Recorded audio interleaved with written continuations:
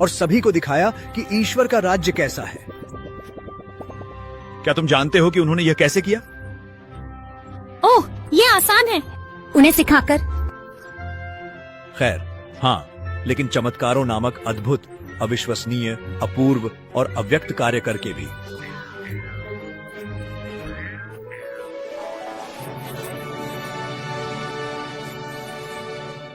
लेकिन चमत्कार क्या है? चमत्कार वे संकेत हैं जो लोगों को दिखाते हैं कि यीशु कितने शक्तिशाली हैं। मुझे आपको उनके 3 चमत्कारों के बारे में बताने दें। एक रात यीशु अपने चेलों के साथ एक नाव में थे जब ओह नहीं! एक बड़ी तूफान ने समुद्र पर कब्जा कर लिया है। हम डूबने वाले हैं। हम मरने वाले हैं। हम क्या करने वाले हैं? इस बीच यीशु सो रहे थे, एक बच्चे की तरह। तो एक शिष्य ने कहा, ओह माफ कीजिए, माफ कीजिए यीशु। हाँ, क्या है? हम सब मरने वाले हैं। तो यीशु बैठे और कहा, आप इतने डर क्यों रहे हैं? फिर वह विशाल तूफान की ओर मुड़ा और कहा, रुको और अनुमान लगाओ क्या हुआ। तूफान रुक गया। यीशु ने तूफान से बात की और तूफान ने उसकी आज्ञा मानी। हाँ, यीशु अपने शिष्यों को दिखा रहे थे कि ईश्वर के राज्य में हमें डरने की कोई जरूरत नहीं है, क्योंकि यीशु सब कुछ के राजा हैं। हाँ, वे हैं।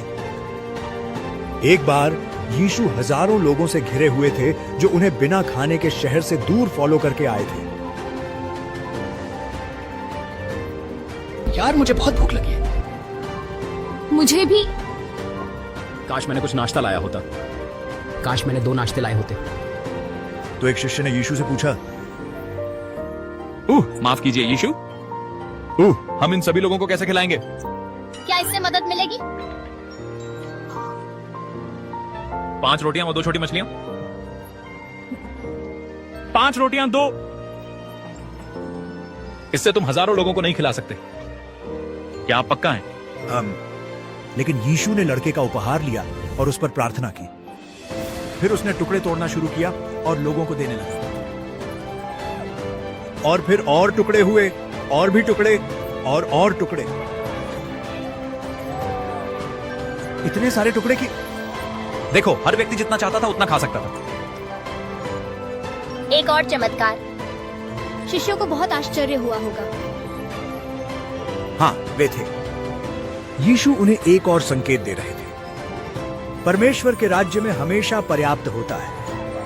पर्याप्त खाना, पर्याप्त गर्मी, पर्याप्त प्यार। क्योंकि यीशु सबका राजा है। आपको समझ आ रहा है? और एक बार एक निराश आदमी यीशु के पास आया और बोला, मेरी बेटी बीमार है और मर रही है। क्या आप उसकी मदद कर सकते हैं? जब यीशु उनके घर पहुंचे तब तक वह छोटी लड़की मर चुकी थी। ओह नहीं! लेकिन यीशु ने कहा, चिंता मत करो, वह ठीक है। और छोटी लड़की बस ऐसे ही जीवित हो गई। यह संकेत था कि यीशु बीमारी और रोगों पर राजा है। यीशु सब कुछ के राजा हैं। हाँ, वे हैं। ईश्वर के राज्य में कोई बीमारी या मृत्यु नहीं है। लोगों को बहुत उत्साहित होना चाहिए था। ओह, वे थे, लेकिन सभी नहीं। किसे चमत्कारों के बारे में उत्साहित नहीं होगा? मैं आपको बताऊंगा। धार्मिक नेता फरीसी। गुर्र गुर्र। हम सभी नियमों का पालन करते हैं और हम बिल्कुल भी उत्साहित नहीं हैं। हाँ, यीशु बहुत ज्यादा लोकप्रिय हो रहे हैं। कुछ लोग तो उसे राजा भी कहते हैं। हमें इस बारे में कुछ करना होगा। तो फरीसी लोग गए।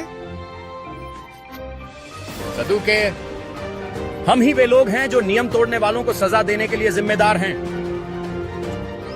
बात करते हैं। फरीसी और सदुकेयों को यीशु द्वारा किए जा रहे सभी अद्भुत चमत्कार पसंद नहीं थे, चमत्कारों से वे कैसे आश्चर्यचकित नहीं हो सकते थे? क्योंकि उन्हें इतना डर था कि यीशु उनके कामों को छीन लेंगे। यीशु सब कुछ के राजा हैं। बिल्कुल सही। और परमेश्वर उन्हें अब तक के सबसे अद्भुत चमत्कार करने वाले थे। सच में? हाँ। तो फारिसी और सदूदियों ने यीशु को गिरफ्तार करने और उन्हें उनके पिता द्वारा भेजे गए काम को करने से रोकने का तरीका ढूंढना शुरू कर दिया।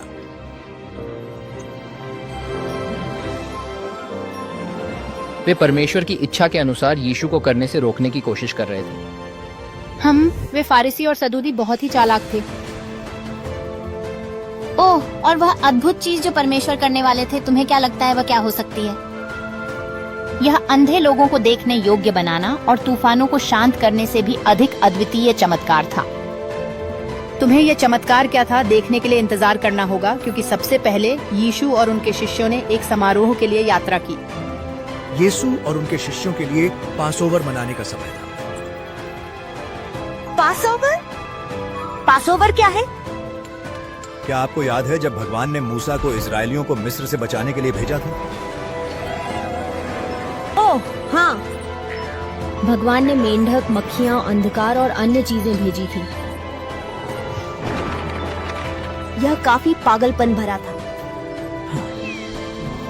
भगवान ने तबाही के बाद तबाही, 10 बीमारे भेजे, लेकिन फिर भी फिरौन ने भगवान के लोगों को जाने से इनकार कर दिया। उसने कहा, नहीं, मैं परमेश्वर के लोगों को जाने नहीं दूंगा। तो यह समय था कि फिरौन देखे कि परमेश्वर कितने शक्तिशाली है। आगे क्या हुआ? परमेश्वर ने मूसा को बताया कि हर इस्राएली परिवार एक विशेष भोजन के लिए एक बकरा तैयार करे और फिर उस बकरे का कुछ खून लेकर अपने घरों के दरवाजों पर लगा दे। परमेश्वर उन्हें ऐसा क्यों करने को कहेंगे? क्योंकि अंतिम विपदा के लिए परमेश्वर मिस्र के हर पहले जन्मे बेटे की जान लेने के लिए एक दूत भेजेंगे। दूत उन इस्राएली घरों के ऊपर से गुजरेगा जिनके दरवाजों पर बकरे का खून लगा हुआ था। तो बकरे का खून इस्राएली बेटों को बचा लेंगे। रक्त से अपने दरवाजों को बचाए उस दिन के बाद इस्राएलियों ने पासओवर को विशेष भोजन के साथ मनाया है, ठीक वैसे जैसे उन्होंने कई साल पहले इजिप्ट में स्वर्गदूतों के गुजरने वाली रात किया था। अब मुझे समझ में आया। तो यीशु और उनके शिष्यों ने यरूशलेम की यात्रा की, जहां बहुत से लोग पासओवर मनाने एकत्र हुए, और जब वे वहां पहुंचे तो कुछ बहुत ही अद्भुत हुआ। ओह, वास्तव में? क्या? जब यीशु गधे पर सवार होकर शहर में दाखिल हुए तो लोगों की बड़ी भीड़ उन्हें मिलने आई। क्या उन्हें पता था कि वह कौन है? हाँ, वे बहुत उत्साहित थे। उन्होंने नारियल की शाखाएं लहराईं और फिर उन्हें उनके सामने पिरो दिया। यह मजेदार है। उन्होंने ऐसा क्यों किया? यह यीशु का सम्मान करने का उनका तरीका था। जैसे स्वागत चटाई। यह बहुत शानदार है। और फिर उन्होंने चिल्लाया, होसाना, होसाना, होसाना। धन्य वह जो प्रभु के नाम में आता है। यह एक परेड की तरह था। एक राजा के लिए परेड। हर कोई बहुत खुश था। रुको रुको रुको, सब कुछ रोक दो। हम बिल्कुल खुश नहीं हैं। एक भी नहीं। हाँ, फरीसी और सदीकियां। वे धार्मिक नेता खुश नहीं थे। वे बहुत चिंतित थे। अरे, यीशु कितने परेशान करने वाले हैं। अगर रोमन लोग लोगों को उसे राजा कहते सुनते हैं तो वे अपने सैनिकों को हमें जेल में डालने भेज देंगे। हमें यीशु और उनके अनुयायियों को रोकना होगा। इसलिए उन्होंने यीशु को चोट पहुंचाने के लिए एक गुप्त योजना बनाई। ओह, वे यीशु को चोट नहीं पहुंचा सकते। चिंता मत करो, यह भी भगवान की योजना का हिस्सा था। उस रात के बाद यीशु और उनके चेलों ने हर साल की तरह पसहोवर का भोजन खाने के लिए एकत्र हुए। लेकिन इस साल यह अलग था। भोजन के दौरान यीशु उठे और अपने चेलों के पैर धोए ताकि उन्हें दिख। इसलिए पिलातुस ने आदेश दिया कि यीशु को लकड़ी के क्रूस पर मार दिया जाए, क्योंकि हमारे नियमों के अनुसार वह मरने के हकदार हैं। यह बहुत दुखद है। यीशु को क्रूस पर मरने का हक नहीं था। नहीं, उन्हें नहीं था, लेकिन फिर भी वह क्रूस पर गए। और जैसे ही वह मर रहे थे, उन्होंने कहते हुए प्यार और दया दिखाना जारी रखा। पिता, उन्हें माफ करें, वे नहीं जानते कि वे क्या कर रहे हैं। आसमां बहुत अंधेरा हो गया और यीशु ने कहा, यह समाप्त हो गया है। यीशु मर गए। फिर जमीन कांपने लगी और पास में खड़ा एक रोमन पहरेदार ने कहा, यह आदमी जरूर परमेश्वर का पुत्र था। पर शिष्य कहाँ थे? यीशु के सभी मित्र? उसकी मां उसके साथ थी और कुछ उसके दोस्तों के साथ थे। शायद बाकी लोग नहीं जानते थे कि क्या सोचना चाहिए। अगर वह जीवित भी नहीं थे तो यीशु कैसे मसीह हो सकते हैं? सारी दुनिया के लिए आशीर्वाद।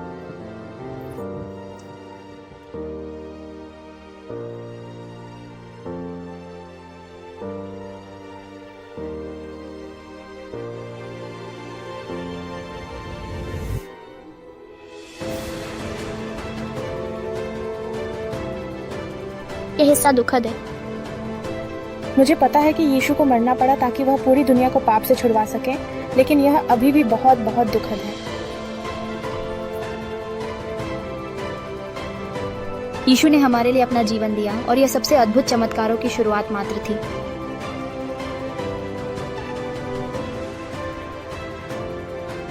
यीशु ने जीवन के दौरान कुछ अद्भुत काम किए थे। बहुत सारे चमत्कारों की तरह। बिल्कुल सही। पूछो, हम क्या करने वाले हैं? रुको। और उन्होंने सभी को दिखाया कि पिता परमेश्वर बहुत प्रेममय, अच्छे और शक्तिशाली हैं। उन्होंने यह भी वादा किया था कि परमेश्वर का राज्य निकट है। वह उन चमत्कारों के माध्यम से हर किसी को उस राज्य का स्वाद चखाया था। ईश्वर का राज्य क्या है? ईश्वर का राज्य वह समय है जब सारा संसार फिर से नया बनाया जाएगा, जैसे कि ईश्वर हमेशा चाहते थे। यीशु ने वादा किया था कि किसी दिन ईश्वर के राज्य में न पाप होगा, न दुख, न बीमारी, न मृत्यु। पाप फिर से क्या है? पाप है जब हम ईश्वर की अनदेखी कर अपनी राह चुनते हैं। पाप वह है जब हम कहते हैं या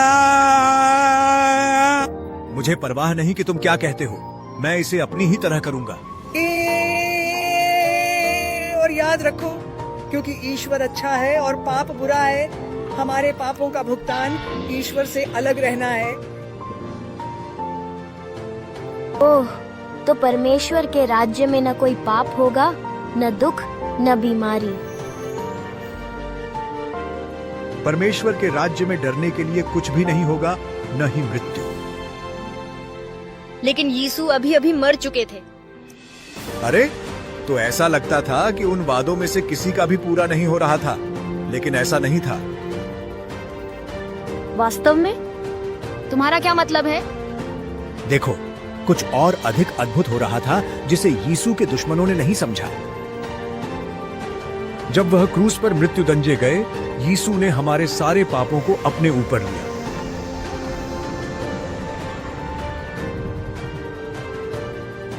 क्या उन्होंने? देखो, चूंकि हमारे पाप हमें परमेश्वर से दूर कर देते हैं, परमेश्वर के राज्य में पाप नहीं हो सकता, इसलिए यीशु को पाप की समस्या को ठीक करना पड़ा। और उसने ऐसा सूली पर मरकर किया।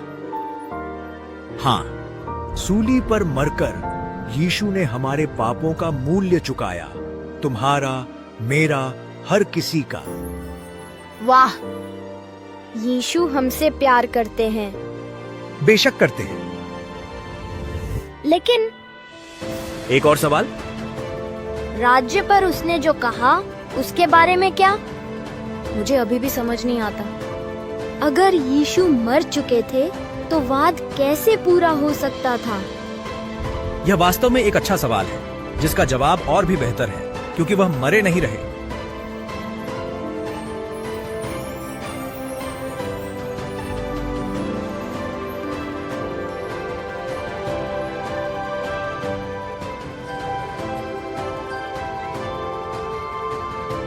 यीशु मरे नहीं रहे, ये मेरे लिए एक बहुत ही अविश्वसनीय चमत्कार जैसा लगता है। मैंने तुम्हें बताया था कि यह कहानी अद्भुत है और उन्होंने हमारे सभी पापों की कीमत चुकाई। यीशु ने यह सब चुकाया। सारा कर्ज मैं उन्हें ही देता हूँ। पाप ने गहरा दाग छोड़ दिया था, उन्होंने इसे बर्फ की तरह सफेद कर दिया।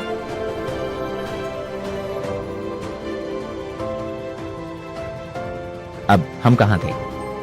ओह सही, दुखद हिस्सा। यीशु की मृत्यु हो गई थी जब उनके अपने दोस्त यहूदा ने उनका खिलाफ कर लिया। यीशु के साथ धोखा हुआ था। उन्हें गिरफ्तार किया गया और क्रूस पर मार दिया गया। यह एक दुखद दिन था। हाँ, यीशु ने हमारे लिए अपना जीवन दिया। सूरज डूब चुका था और उसे दफनाने का समय था। सिर्फ उनकी माँ और कुछ दोस्त वहाँ थे। तुमने याद किया? तो उन्होंने क्या किया? उन्हें एक आदमी से मदद मिली। मैं यूसुफ हूँ, अरिमथैया से, यीशु का अनुयायी। मुझे बहुत दुख है कि यीशु मर गए हैं। मैं उस राज्य के आने का इंतजार कर रहा हूँ जिसके बारे में उन्होंने बात की थी। मैं उसके लिए कुछ अच्छा करना चाहता हूँ, यह दिखाने के लिए कि मैंने यीशु से कितना प्यार किया। इसलिए यूसुफ ने कुछ खास किया। वह पोंटियुस पिलातुस के पास गए। मैं यीशु के शरीर की देखभाल करना चाहता हूँ। मैं उसे एक मकबरा देना चाहता हूँ। ठीक है, आगे बढ़ो। अब जब इजराइल में महत्वपूर्ण लोगों का निधन होता था, उन्हें जमीन में नहीं दबाया जाता था। सच में? नहीं, उनके शरीरों को विशेष कब्रों में रखा गया था जो ठोस चट्टान से तराशे गए थे। तुम्हारा मतलब एक गुफा जैसी? बिल्कुल, एक छोटी गुफा जैसी। खैर, जोसेफ के पास एक था जिसे वह किसी दिन उपयोग करने वाले थे, लेकिन सोचो क्या हुआ। उसने इसे यीशु को देने का फैसला किया। तो यीशु का शरीर जोसेफ की कब्र के अंदर रखा गया और फिर गुफा के सामने एक बड़ा पत्थर लुढ़काया गया ताकि कोई भी अंदर नहीं जा सके। और फिर पिलातू, कोई आपसे मिलने आया है। ओह, आप फिर से हो। हाँ, हम वापस आ गए। तुम्हें नहीं लगा कि हम इतनी आसानी से हार मान लेंगे, है ना?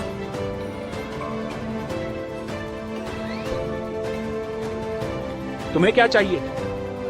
देखो, यीशु ने कहा था कि वह मरे से वापस आएंगे।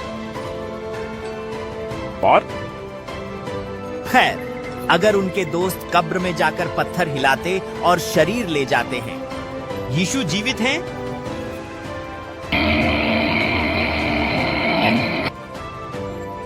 इससे तुम्हें बहुत सारी परेशानी होगी पिलातुस।